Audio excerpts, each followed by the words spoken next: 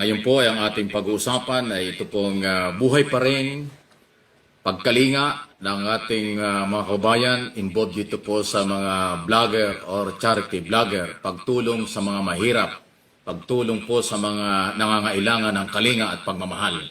Kaya po ito ang aking naging topic kasi patuloy po ngayon din na lumalala yung mga, hindi naman away, pero parang dating, parang nagpipersonalan na tungkol po sa silipan ng mga content na ginalabas sa kanilang mga channel. Ito po ay may kaugnayan dun po sa original na galawan at programa ni Kuya Bal Santos Matubang at ang kanyang anak at iba pa na mga charity vlogger na tumutulong sa mahirap. Hindi po masama yan, napakaganda po niyan, napakagandang balita niyan. Tulong sa mahirap at tulong na rin sa gobyerno. Kaya po ito naging topic kasi nga po meron pong grupo o ilan dyan na patuloy na sinisilip yung content nitong si Kuya Bal Santos Matubang sa pagtulong sa kapwa. Eh wala naman ako nakikitang paglabag doon. Kung sinasabi nila na mayroong batas na umiiral, ano po yung tinatawag na property porn, na may kaugnayan dito sa batas o yung Republic Act 11313. Okay? Eh, marami hong pwedeng makasuhan kung yan ho ang inyong pag-uusapan. Doon sa sinasabi nyo maaaring pamimilit ng pagkuha ng video o pagpilit sa isang tao. Kasi ginagawa rin po yan ng ibang mga network ng telebisyon at mga politiko na sa gobyerno at pribadong sektor na kinakalingan nilang mahihirap pagka kailangan nila ang magpakitang sila tumutulong sa mahirap. Ayun, iba yun. Dahil mayroong interest yung political o yung kalinga tungkol sa mga kawanggawa ng mga TV network. Pero dito sa original na galawan ni Kuya Bal, ang kanyang mission niya naman ay tumulong. Ang layo nila niya ay makatulong. Yung content niya na tumulong sa kapwa, sa abot ng kanyang kakayanan, wala kang problema dyan. Kailangan talaga palakasin at suportahan. Kaya po ito aking naging topic kasi yung controversial na Bina Morales na nagkasakit, tinulungan, pinakain, nag-video pa nga sila, videoke pa sila, nag-shopping pa, lahat na talagang nakarecover at ang ganda na ng buhay. Masaya na at balik na sa normal na pamumuhay. So hindi ho yun pang-abuso. Mula sa mahirap hanggang sa nakarecover at nag-enjoy ay tinulungan. Hindi nga binitewan Lahat ng tulong ginawa. O bakit sinisilip-silip pa? Kaya ho ito ay hindi maganda dun ho sa ibang mga vlogger na pinakikialaman yung content ng iba. Gumawa na lang kayo ng inyong sariling business na makakatulong din kayo sa kapwa. Mas okay. Pero yung mga taong tumutulong ay bakit paulit-ulit na sinisilip? Kung ang content nila ay tumulong sa kapwa sa kailang sariling pagsisikap, papurihan pa natin yun. Huwag ninyong angguluhan pa na kung ano-ano mga paglabag sa batas. At kung meron man, hamon natin kung sino man po ang nagsasabing may paglabag sa batas, dalhin po niyo sa korte.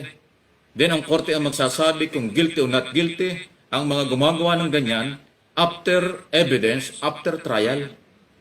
Ang trabaho ng abogado ay magdala ng kaso sa korte. Then hayaan ang judge na mag-decide. Hindi pwedeng abogado ang maghukom o mag-decide na tama o mali or mali ang ginagawa ng isang vlogger dito sa kanyang content. Yun po yun Due process, madalit sabi.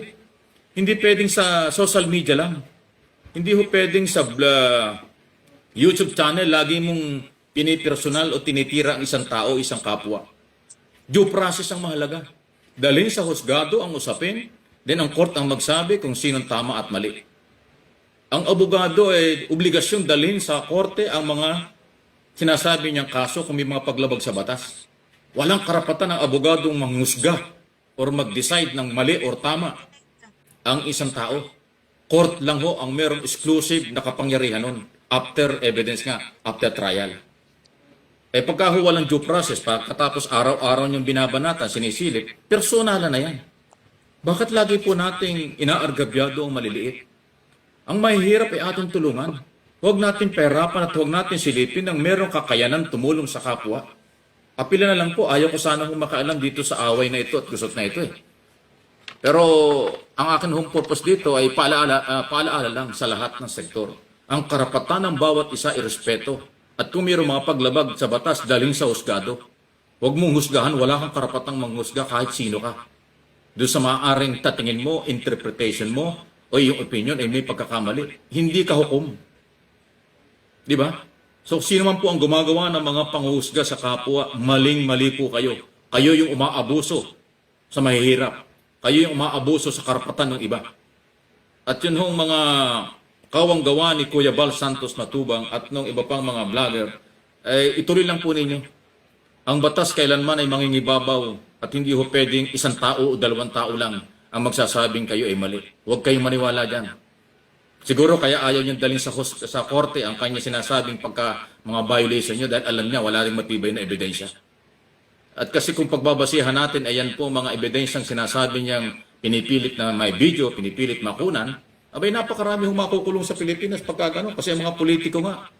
At saka mga ibang television ginagawa yan bilang bahagi ng kanilang public service. O bakit wala na nag-file ng kaso?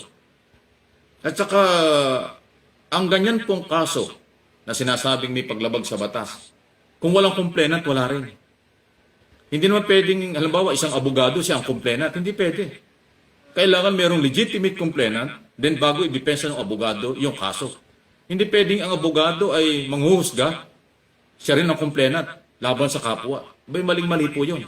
Nasaan ang due process doon? So, due process po ang pairalin. Okay? Hindi ang pagmamalabis o pang-aabuso ng kaalaman sa batas o kaalaman sa kung ano man nangyayari sa lipunan para husgahan ang isang tao. Para husgahan at argabeduhin ang maliliit na tao.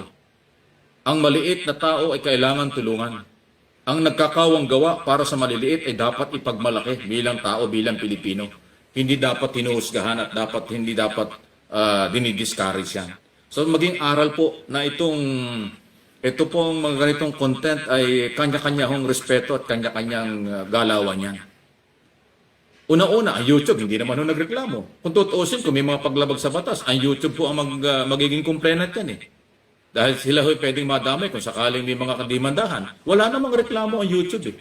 Hindi man sila nagsabing, oy, Mr. Bal Santos Matubang, mali ang ginagawa mo. Wala naman ho sinabing ganun eh. Tinatanggap nila yung video at saka content ni Kuya Bal Santos. So, ibig sabihin, walang problema.